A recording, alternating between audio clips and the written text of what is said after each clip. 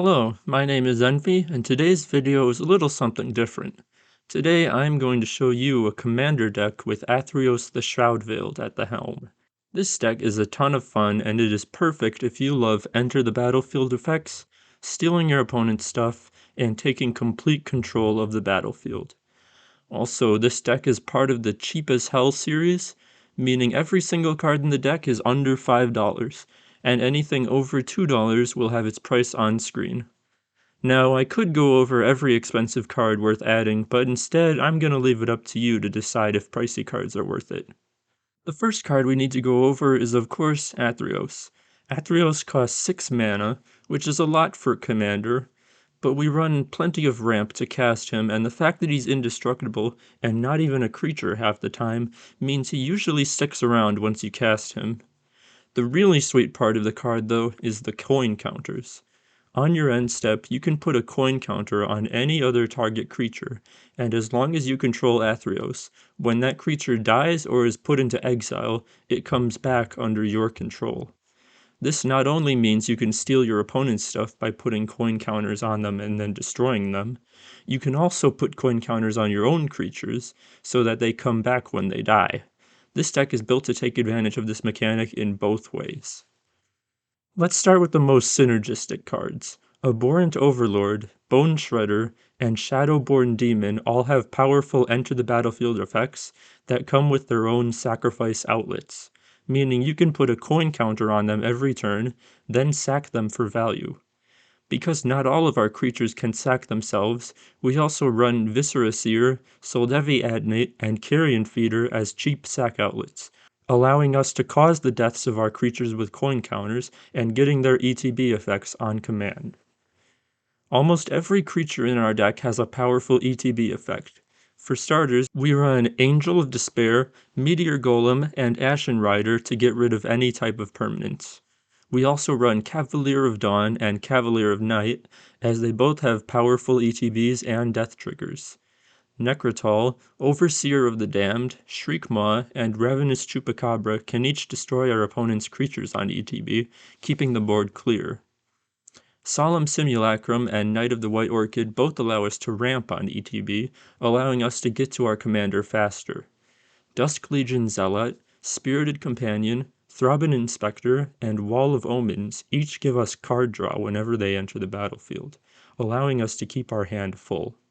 Skyclave Apparition and Mangara of Corindor both exile our opponent's things, just in case we need to really make sure they're gone. Sepulchral Primordial, Karmic Guide, and Sun Titan all get us things from graveyards when they ETB.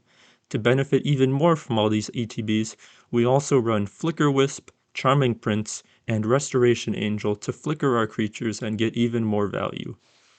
In addition, Morbid Opportunist and Grim Haruspex both draw us cards when we sacrifice our creatures, and Morbid Opportunist even draws us cards when we destroy our opponent's creatures, albeit only once per turn. In the sorcery column, we run a number of board wipes as they allow us to cash in on all of our coin counters and also just keep the battlefield clean. Day of Judgment, Kaya's Wrath, Shatter the Sky, and Rout all make the cut as cheap and efficient board wipes. In addition, we also run Necromantic Selection and Hour of Revelation as more expensive but also more powerful forms of board wipe. Notably, all of our board wipes say Destroy and not Exile, as Destroy effects don't hit our indestructible commander. The only exception to this rule is the most expensive card in the deck, Living Death, which I feel is worth including as you can sacrifice all of your creatures beforehand to have them all come back and get even more ETBs. Command the Dreadhorde allows us to pay life, something that is plentiful in Commander, in order to reanimate creatures. This is even more valuable as our creatures, and our opponent's creatures, will be dying often with this deck. We also run my favorite card in the deck, Incarnation Technique.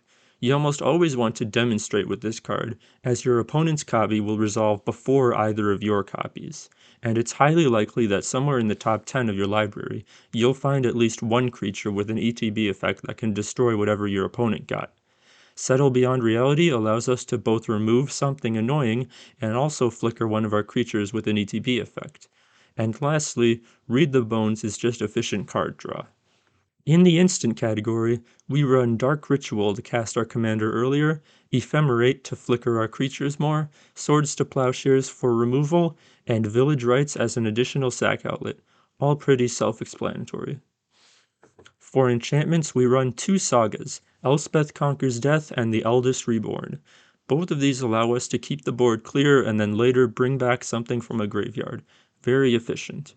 In addition, we also run Grave Betrayal. You may think this card is unnecessary, as our commander can already steal things by putting coin counters on them, but having this effect on all of our opponent's creatures can truly turn the tide of battle. With all of our removal and board wipes, Grave Betrayal can easily win you games and is not to be underestimated. For artifacts, we run a large amount of ramp to get our commander down early. Arcane Signet, Charcoal Diamond, Marble Diamond, and Prismatic Lens are all cheap and efficient ramp. In addition, we also run Orzhov Signet, Wayfarer's Bauble, Worn Power Stone, and the ever-reliable Soul Ring. Commander's Sphere, Hedron Archive, and Mind Stone are all ramp that allow us to sacrifice them later when we don't need them for card draw. Because of all of our creatures' ETB effects, I would be remiss if I didn't include Panharmonicon. Strionic Resonator can also copy ETB effects, but it can also allow us to put multiple coin counters down per turn. Lastly, God Pharaoh's Gift allows us to get even more value out of our creatures should they end up in our graveyard. For lands, we run Caves of Koilos, Command Tower, Orzhov Basilica, Shambling Vent, Tainted Field, and Temple of Silence. In addition, we run Snowfield Sinkhole as it allows us to fetch black mana with our Knight of the White Orchid. Bojuka Bog allows us to deal with nasty graveyards, and Myriad Landscape allows us to include even more ramp.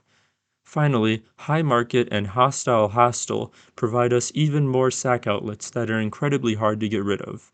Finish off the deck with 12 plains and 13 swamps, and we're done. If you're a fan of Flicker decks and Reanimator decks, this deck is incredibly fun to play. It can easily set up a loop where you get to destroy at least one threat every turn due to creatures re-entering the battlefield with coin counters.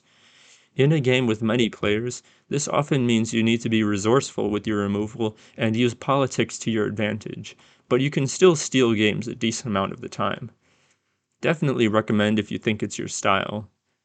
There are a few cons to the deck, mostly that it is a control deck, which some players tend to find annoying, and I have heard the deck referred to as removal tribal, so keep that in mind. You can find the deck list in the description. In addition, I also have my current paper version of the deck with a few upgrades if you want to see that. That is all for this video. Are there other decks you want to see me do a video on? Leave them in the comments below and you may see them in future videos. Subscribe if you want more, and I will see you next time.